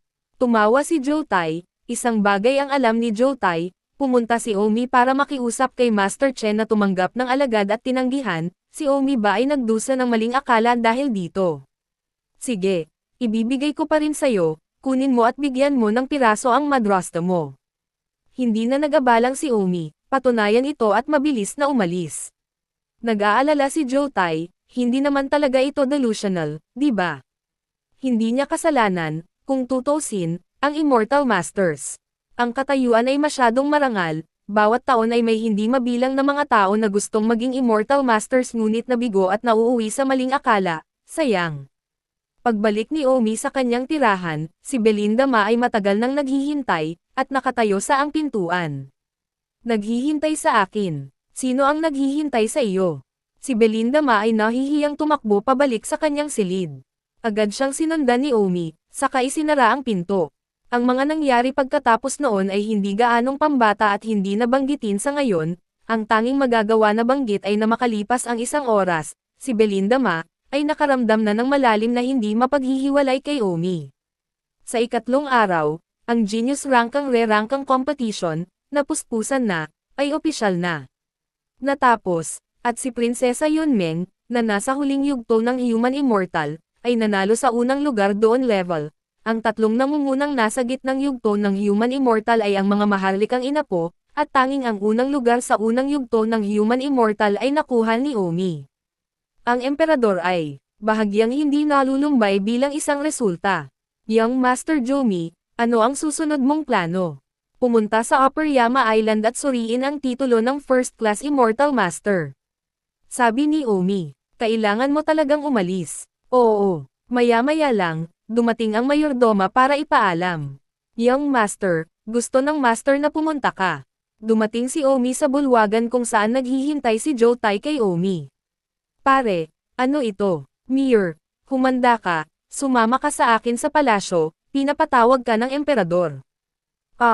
Oo, okay. Agad na sinundan ni Omi si Joutai sa Immortal Kingdom Palace. Napakalaki ng Immortal Kingdom Palace, at hindi makakalipad si Omi at ang iba pa, nakakalakad lang sila. Pahina 27. Habang naglalakad sila sa isang pangunahing kalsada, nakita ni Omi si Prinsesa Yunmeng sa hindi kalayuan. Nataranta si Joutai at dinala si Omi para magbigay galang. Pagpupugay kay Prinsesa Yunmeng. Gumawa si Joutai ng bahagyang serye. Tiningnan ni Prinsesa Yunmeng si Naomi at Joutai, pagkatapos ay sinabi, hindi na kailangang saludo si Servant Joe. Salamat sa iyo Prinsesa. Nagpahiwatig si Joutai kay Omi na magbigay galang. Si Omi, gayunpaman, ay tumingin sa damit ni Prinsesa Yunmeng ngayon, na napakaganda, at medyo mukhang natulala, gustong-gusto siyang i-press down. Habang nag-iisip ng walang kaparerikan, may galit na pagbulyaw mula kay Prinsesa Yunmeng, nakita mo na ba sapat na? Maalalahanin. Hindi pa. Walang malay na sabi ni Don. Mir, namuti ang mukha ni Joutai. Bumalik sa katinoan si Omi at sinabing, tapos na, marami na akong nakita, dapat kong sisihin si Princess Yunmeng para sa pagiging masyadong maganda, masyadong mapanakop. Pagkatapos ng lahat, ang isang panaginip manliligaw mula sa isang nakaraang buhat tiyak na may malaking epekto kay Omi, na parang ang tagal na ni Omi na hinahangaan siya ngayon. Natarante si Joutai, Yunmeng Prinsesa pagpapatawad, ang anak ko ay walang nakitang magandang babae, kaya close to si Princess Yu, can't help but temporary, look lost, sana mapatawad ni Princess A. Si Prinsesa Yunmeng, na naiinis, ay biglang nabawasan ang galit, at sinisi rin si Jotai para makapagsalita, mahirap daw magalit. Nanlumo si Omi, who the hell never seen a beautiful woman, Omi has slept with an unknown dami ng mga kagandahan. Sinabi ni Prinsesa Yunmeng, lingkod Jo, inaasahan kong babalik ka at disiplinahin mo ng maayos si Jotai, huwag. Isipin mo na dahil nanalo ka sa unang pwesto, sa tingin mo ay napakahusay mo. Ako, si Prinsesa Yunmeng, hindi isang bagay na maaaring dayin ng sino man ang kanilang sarili. Pahina 28, Hari ng mga Hari, 2009. Oo, tinuruan ka ng prinsesa ng leksyon. Si Jotai ay abala sa pagtango ng ulo. Sa oras na ito, isang sigaw ang lumabas mula sa hindi kalayuan, tama si Prinsesa Yunmeng, huwag mo nang tingnan kung ano, tipong palaka ka, naglakas loob ka ding isipin ang prinsesa. Tumingin ang mga mata ni Omi, binata ito, nakilala siya ni Omi, isa siyang second level na immortal pill. Guro, disipulo ni Master Chen, ang tawag sa Amiyaw. Agad na tinuro ni Omi si Amiyaw na iyon at sinabing, maniwala ka man o hindi, babaliin ko ang mga paa ng aso mo. Ang Amiyaw na ito ay isa lamang level 1 Immortal Pill Master, bagamat siya ay nasa pre-human immortal din, kaharian, ngunit ang kanyang aktwal na kakayahan sa pakikipaglaban ay napakababa, iyon ay, mayroon siyang walang laman na kaharian, at ang kanyang mag-ibang mga bagay ay dapat na napakahirap, dahil sila ay nagkaroon ng ibang focus, at karamihan sa kanyang kaharian ay ganoon din kinakain mula sa Immortal Pills. Labis na hinamak ni Omi ang mga ganoong tao. Nang makita ni Amiyaw si Omi na pinagalitan siya ng ganoon, nagalit siya at sinabing, Jomi, ayaw mo bang tumambay sa Yunluo Immortal Kingdom?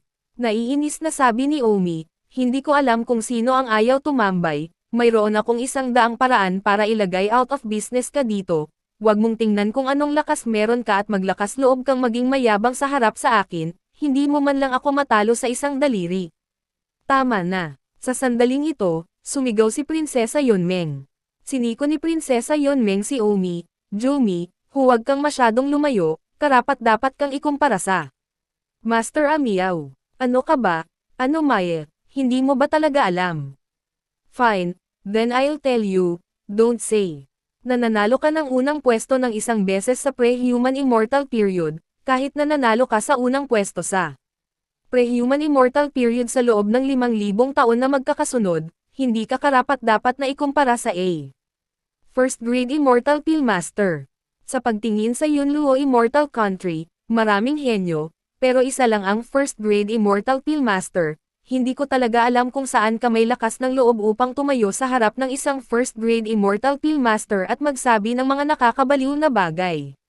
Galit na pinagalitan si Omi ni Prinsesa Yunmeng, hindi inaasahan na napakataas ng katayuan ni Amiyaw sa mga mata ni Prinsesa Yunmeng. Tandaan ang URL, consho8.net. May sasabihin sana si Omi, natarante si Jotai, Princess Yunmeng, sana mapatawad mo ako, na, ipinatawag tayo ng emperador, kailangan nating magmadali, Mir, aalis na tayo. Natarante si Jotai at hinayla si Omi. Ngumuso ang Amiyaw na iyon, ano ba, nakakatawa. Prinsesa Yunmeng, huwag kang makisama sa ganitong uri ng mga tao, umalis na tayo, pag-aralan natin ang pill na gusto mo. Okay, kung gayon, ipauubaya ko ito kay Master Amiyaw. Sinundan din ni Prinsesa Yunmeng si Amiyaw.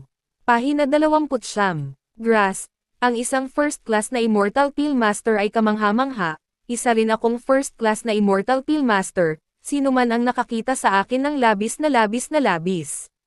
Omi cursed in exasperation. Nag-alala si Jotai saglit, tila nag-ilusyon talaga si Mir. Mir, nagpunta ka ba para makiusap kay Master Chen na kunin ka bilang isang disipulo noon? Oo, sa palagay ko ay maaari din akong maging isang Sian-Tian Master, kaya nagpunta ako upang magmakaawa sa kanya na tumanggap ng isang disipulo, ngun sa kasamaang palad. Ang matandang bagay na ito ay walang pangitain, ngunit ayos lang. Ako ay isang first grade Sian-Tian Master ngayon. Mir, sayang, alam kong gusto mo talagang maging isang Sian-Dan Master, ngunit napakaraming tao sa mundo na gustong maging isang Sian-Dan Master. Gaya ng sinabi ni Prinsesa Yunmeng, may mga henyo taon-taon, ngunit walang Immortal Masters, at marami ang status ng isang first-grade immortal master mga oras na lampas sa isang henyo na tulad mo. Panginoon Ama, ano ang ibig mong sabihin, hindi ka naniniwala na ako ay isang first-grade immortal pill master? Mil, itigil na natin to, okay. Kalimutan mo na lang kung ayaw mong maniwala. Sige, nakarating na tayo sa Immortal Luan Hall, humanda ka na. Pumasok si Naomi at Jotai sa Immortal Luan Hall kung saan nagbabasa ng libro ang emperador. Ibigay ang iyong paggalang sa kanyang kamahalan. Ibigay ninyo ang inyong paggalang sa kanyang kabanalan. Parehong yumoko si Naomi at Jotai. Gayunpaman, ang emperador ay tila hindi niya narinig ang mga ito at nagbabasa pa rin ng libro nang wala gumagalaw. Medyo natakot ang mukha ni Jotai nang makita ito. Habang si Tang Su Chen, ngunit may galit sa kanyang puso, damo, masyadong walang galang. Matalino si Omi, at muling sumigaw ng malakas, nagbibigay galang si Jomi sa kanyang kamahalan. Kinailangan ng emperador na magkunwaring nagre-react, kung patuloy siyang magkukunwaring hindi napapansin, iyon nga halata. Na siya ay gumagawa ng isang sinadya, at ito ay magiging kahihiyan sa emperador. Oh, nandyan ka na pala. Ibinaba ng emperador ang kanyang libro at sinabing, kanina lang ako abala sa pagbabasa. Hindi ko alam na may tao dito. Sabi ni Omi sa puso niya, kalokohan lang. Si Jotai ay medyo kinakabahan sa loob ng mga sandaling iyon, hindi alam kung si Omi ang magiging dahilan upang maging ang emperador na balisa, sadyang gustong ipalabas ng emperador ang mga ito, ngunit sinira ito ni Omi. Pahina 30, makahulugang tiningnan ng emperador si Omi. Sa loob ng puso ng emperador, hindi niya gusto si Omi. Jomi, pagkatapos ng iyong reincarnation, talagang iba ka sa dati mong buhay, ikaw mas matalino din, at higit sa lahat, medyo mas matapang ka kaysa sa dati mong buhay. Ang sabi ng emperador, ang mukha ni Jotai ay pumuti, at siya ay abala sa pagsasabing, ang kanyang kamahalan ay nagbabayad para sa kanyang mga kasalanan. Anong kasalanan? Sinabi ko bang ikaw ang may kasalanan? Sinabi ni Omi, kamahalan, ano ang utos mo sa paghahanap sa ating mag-ama ngayon? Kayo ba ang aking mga nasasakupan, dapat bang may utos sa inyo na pumunta? Ngumuso ang emperador. Sabi ni Omi, kung gusto ng emperor na pumunta tayo, pupunta tayo, kung may sasabihin ang emperor, sabihin mo lang, tuwid, huwag magpatalo, pareho ang pakikitungo ko sa mga tao. Kung sa tingin ng emperador ay hindi ako iginagalang sapat na ang maharlikang pamilya, kung gayon maaari akong maging isang bagay sa harap ng mga tao sa hinaharap. Mir, huwag kang magsalita ng walang kaparerikan. Nataranto si Jotai at pinigilan ito. Sinabi ng emperador, okay lang, hayaan mo siyang magsalita. Sabi ni Omi, wala akong masabi, hindi tayo hinahanap ng emperador ngayon, wala lang na medyo maingat lang siya sa akin sa loob, natatakot akong malampasan ka ng lakas sa hinaharap. Anong sabi mo? Natakot ka, Jomi, napatawa mo ang hari dahil nanalo ka sa unang pwesto at magiging maingat ako. Kung gayon, ano ang dapat kong gawin sa aking anak na babae, si Yunmeng, at ilang mga prinsipe, who have won the first prize in a no number of times? Mukhang na-overestimated talaga kita. Ayaw mo. Ngumiti si Omi. Nakita ng emperador na si Omi ay hindi masyadong matalino, medyo lumulutang, at medyo mayabang na nagsalita, at biglang, siya, nagkaroon ng unang impresyon kay Omi. Ang ganitong uri ng tao, kahit na siya ay isang henyo, ang kanyang mga tagumpay sa hinaharap ay hindi maganda. Sige, pwede na kayong umalis. Sabi ng emperador na may naiinip na pagwagayway ng kanyang kamay. Gamaan ang loob ni Jotai at abala sa pagsasabing, aalis ang aking abang lingkod. Gayunpaman, abala si Omi sa pagsasabing, teka, kamahalan, narinig ko na si Prinsesa Yunmeng ay naghahanap ng manugang, I wonder if I have a chance. Don't worry, I will. Ikaw, match. Pinutol ng emperador si Omi at malamig na ngumuso. Nataranto si Jotai at hinayla si Omi. Pag-alis sa Immortal Luan Hall, galit na sinabi ni Jotai, Mir, bakit hindi ka napigilan, hindi ka ganyan kamasungit na tao noon, bakit ngayon ka mangmang at mayabang? Buti na lang at ang hindi galit ang emperor, kung hindi. Si Jotai ay napawisan ng malamig. Pahina 31, napangiti ng walang pakialam si Omi at sinabing, Panginoon Ama, Huwag po kayong masyadong abala sa pagsisi sa akin, sinasadya ko lang, mayabang, at ignorante. Dahil dito, malamang naisip ng emperador na wala akong anumang kakayahan para makamit ang mga dakilang bagay, kung hindi, mapapaalis niya tayo ng ganoon kabilis. Nagulat si Zhou Tai, hindi inaasahan na mas matalino si Zhou Mi kaysa sa inaakala niya. Panginoong Ama, walang silbi ang patuloy mong pagpapahayag ng iyong katapatan, kung sa tingin ng emperador ay hindi mo. Kaya, makamit ang anumang mahusay, kahit na hindi ka tapat, hindi man lang siya mag-abala na harapin ka.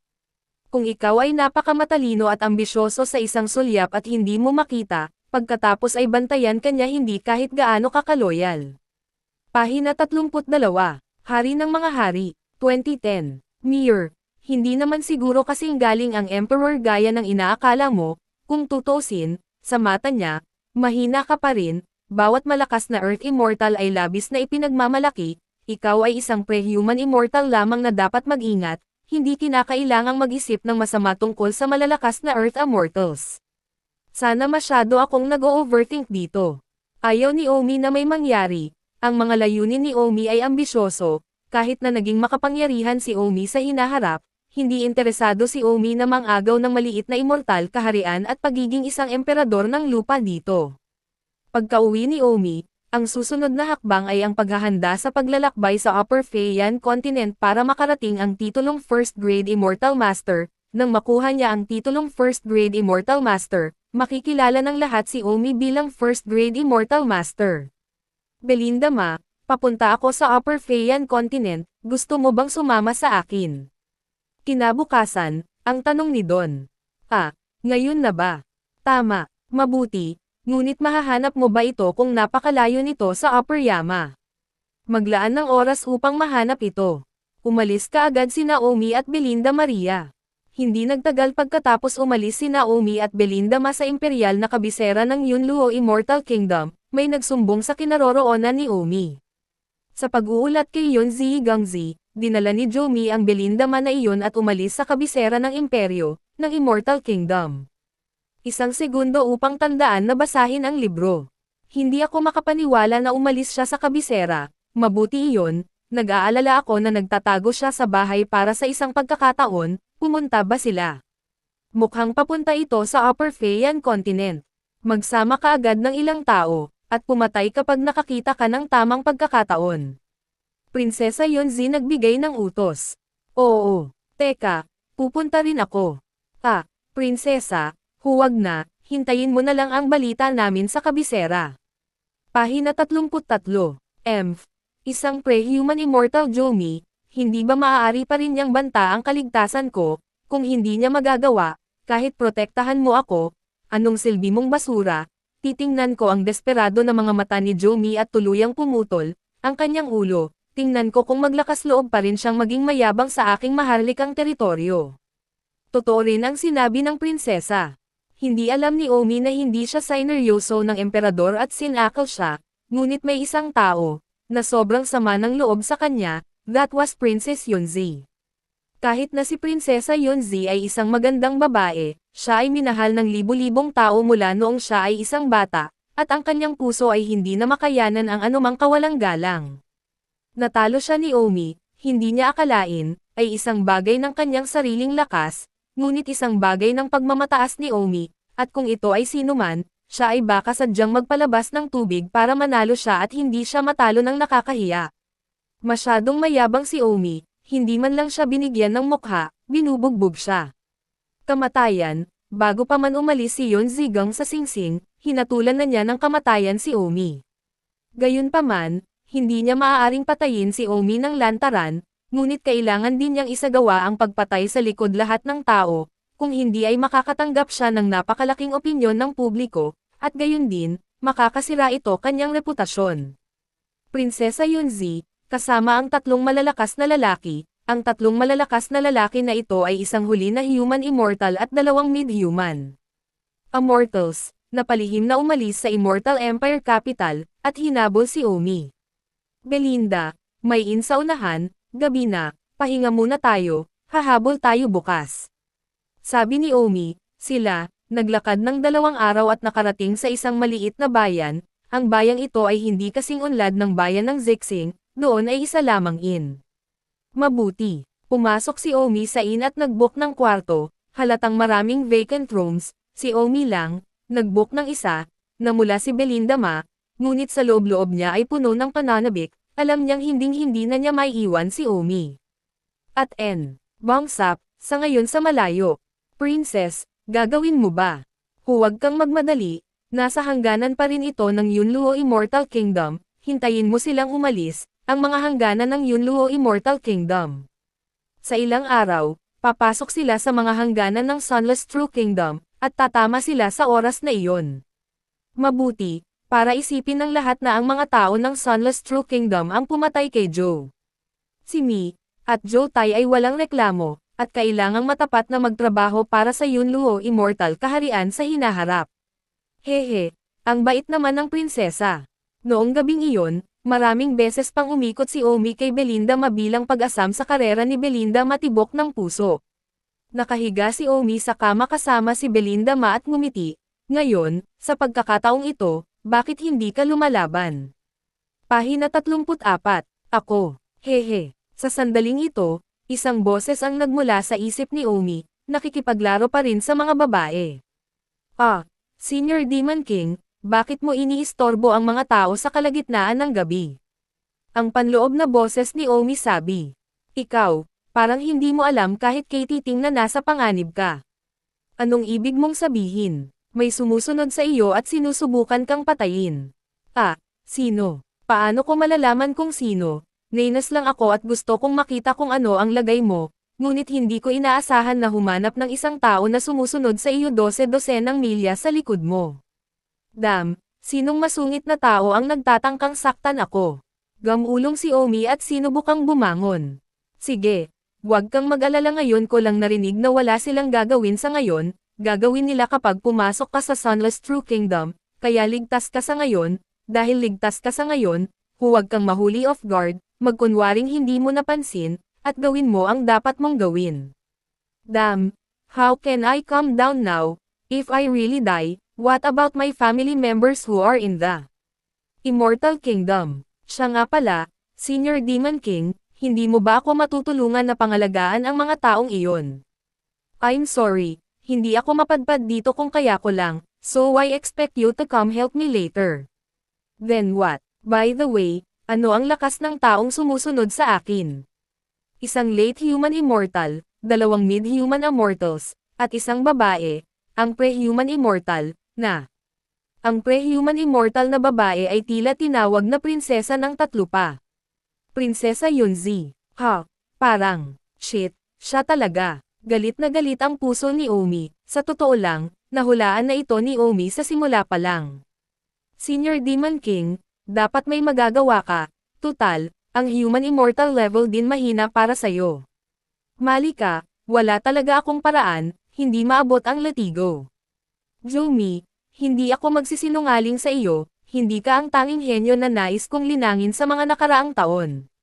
Anong ibig mong sabihin? Sa ngayon, mayroon na akong kabuuang 30 henyo, ngunit sa kasamaang palad, sa bawat pagkakataon, hindi ko kayang linangin gaano sila kalakas, at pagkatapos sila ay namatay, kaya ang isa ay namatay, ang isa ay nilinang, at hanggang ngayon, kasama ka 30 na, gayunpaman, hindi mo sinasadya, wala ka sa aking cultivation noon, dahil ikaw ay hindi pa nakakarating sa Immortal Realm, mahina ang pakiramdam ko sa iyong pag-iral. Masasabi ko pa nga, pahina 35, bago ka dumating sa Immortal Realm, hindi ko alam ang pagkakaroon mo, sa sandaling dumating ka ang Immortal Realm, naramdaman ko lang ang pag-iral mo. Sabi ni Omi, so, ngayon sa Immortal Realm, bukod sa naisip ko, may isa ka pang nilinang, ako ang bigla ang dagdag, siya na ang nililinang mo simula pa bago ako umakyat, dito. Pahina